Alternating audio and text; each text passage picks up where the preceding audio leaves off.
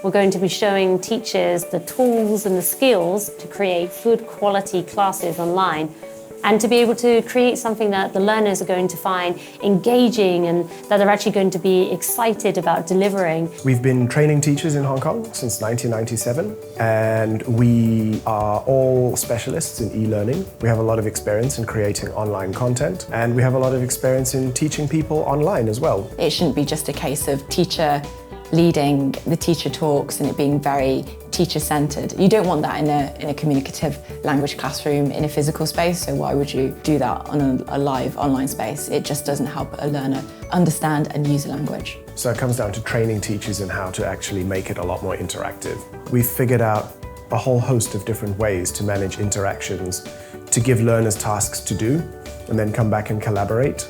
To give learners different platforms to collaborate in. People are having conversations in large groups, small groups. You're able to break off and have conversations with teachers, having conversations with smaller groups or one-on-one conversations while there's learning going on in 3 to 4 different settings in the same lesson.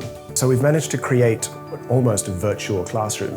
We're going to look at different materials that you can use online. Can I use the course book? If so, how would I adapt my course book?